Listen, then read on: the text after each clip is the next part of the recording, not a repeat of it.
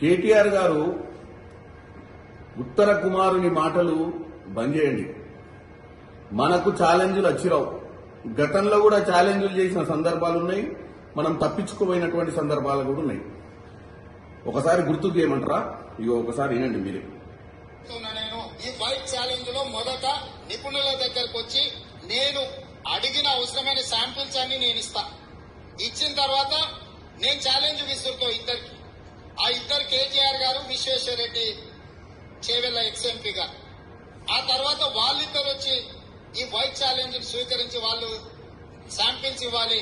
ఈ రకంగా తెలంగాణ రాష్ట్రంలో ఆదర్శంగా యువతకు మనం ముందుండి ఈ డ్రగ్స్ మహమ్మారిన పడకుండా తెలంగాణ సమాజాన్ని, దేశంలో యువతను కాపాడతాం.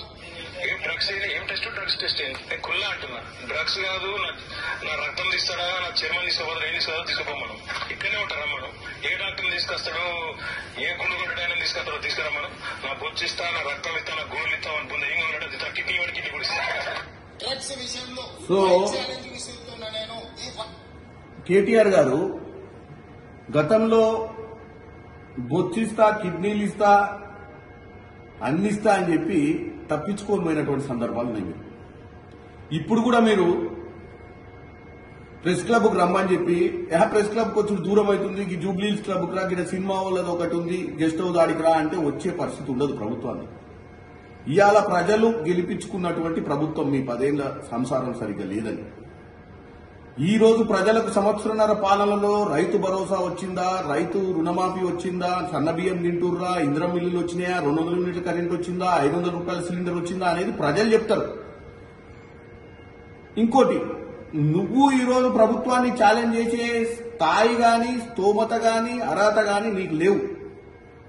మీ నాయన ప్రతిపక్ష హోదాలో ఉండి అసెంబ్లీకి వచ్చిన దాఖలాలు లేవు. పొయ్యి మీ నాయనను ఫామ్ హౌస్ లో కూర్చున్న మీ నాయనను బతిలాడుకొని తీసుకొచ్చి చర్చలలో కూర్చోబెట్టు, తెలంగాణ ప్రజల ముందు ఈ సంవత్సరాల పాలన గురించి చర్చ చేయొచ్చు. లేదా నీ ఇంట్లో నీకెట్లాగో నీ అర్హత ఏందో నీ ఇంట్లో మా అందరికి తెలుసు. నిన్ను లెక్క పెట్టే పరిస్థితి లేదు నీ కుటుంబ సభ్యులు. నువ్వన్న పోయి మీ నాయనను బట్లాడుకొని ఆ అపోజిషన్ లీడర్ స్టేటస్, ప్రతిపక్ష నాయకుని హోదాను నువ్వు తెచ్చుకొని అప్పుడు ఛాలెంజ్ చేయి. ఛాలెంజ్ చేసి జూబ్లీహిల్స్ క్లబ్లు, ఈ క్లబ్లు, ఆ క్లబ్ల చుట్టూ పిలువకు. ఛాలెంజ్ చేసినాక నువ్వు ఆ ప్రతిపక్ష నాయకుడి హోదాలో, రేవంత్ రెడ్డి గారు ముఖ్యమంత్రి హోదాలో, మిగతా మంత్రులు ఏ శాఖ వారు ఆ శాఖ వారు నీకు ఈ తెలంగాణ ప్రజలకు అర్థమయ్యే విధంగా ఈ పాలన గురించి చెప్తారు. అంతే తప్ప ఈ పిచ్చి పిచ్చి మాటలు మాట్లాడుకుంటా తొడలు కొట్టుకుంటా రోడ్డు మీద తిరిగితే పిచ్చోడు అనుకుంటారు.